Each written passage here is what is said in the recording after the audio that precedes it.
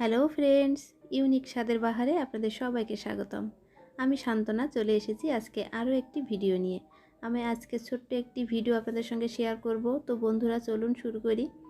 তার জন্য আমি নিয়েছি বাঁধাকপি অর্ধেক। সেই বাঁধাকপিটা সুন্দর করে কুচি কুচি করে কেটে নিচ্ছি। কুচি কুচি করে কাটা হলে তারপরে এখানে আমি আলু দেব 3টা। সেই আলুগুলো ডুমো ডুমো করে কেটে নিলাম।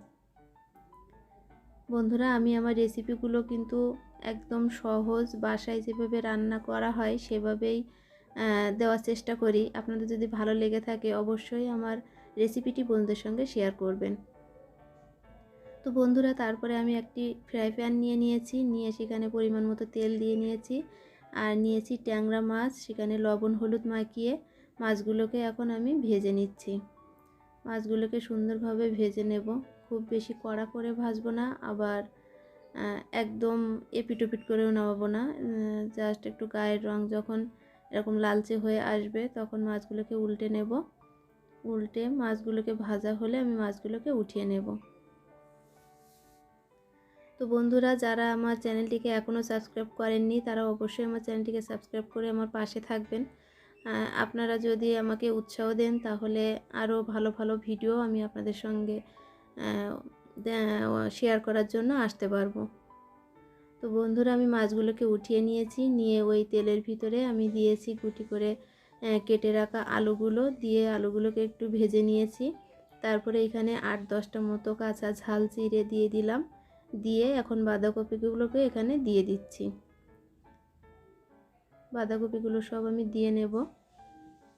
এখন বাঁধাকপি দেওয়া হয়ে গিয়েছে। এখন এখানে আমি একটু মিশিয়ে নেব। এগুলোকে মিশিয়ে এখানে দেব স্বাদ মতো লবণ আর হলুদ গুঁড়া।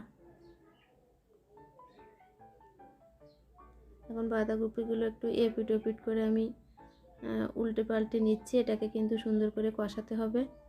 এখানে দিচ্ছি এখন স্বাদ মতো লবণ আর হলুদ গুঁড়া দিয়ে আমি এখন ঢেকে দিলাম। তারপরে 3 থেকে 4 মিনিট পরে ঢাকা উঠিয়ে আমি এটিকে আরও একটু নেড়ে দিচ্ছি। বন্ধুরা, এখানে কিন্তু বাঁধাকপি থেকে জল বের হবে। সেই জলটা যতক্ষণ না শুকাবে ততক্ষণ পর্যন্ত কিন্তু এটা কষাতে থাকবো। এভাবে আমি কয়েকবার ঢেকে দিয়েছি। দিয়ে তারপরে সুন্দর করে কষিয়ে নিয়েছি। ঢাকনা উঠিয়ে আবার মিশিয়ে নিয়েছি। তারপরে পানিটা শুকালে এখানে আমি দিয়ে দিয়েছি পরিমাণ মতো জল। দিয়ে এখন এখানে আমি আমার ভেজে রাখা মাছগুলোকে দিয়ে দেব। খুব বেশি অতিরিক্ত জল দেব না। এটা কিন্তু একদম ভাজা ভাজা হবে না, আবার একদম বেশি ঝোলও থাকবে না। এমন অল্প একটু জল দেব। দিয়ে মাছগুলোকে এখন আমি দিয়ে নিচ্ছি। এখন মাছগুলোকে তরকারির সঙ্গে মিশিয়ে ঢাকা দিয়ে রান্না করব 3 থেকে 4 মিনিটের মতো। এখন আমি তরকারিটি ঢাকা দিয়ে দিলাম। ফিরছি 3 থেকে 4 মিনিট পরে। এখন তরকারিটি আরও একটু নেড়ে দেব। নেড়ে আরও একবার ঢেকে দেব।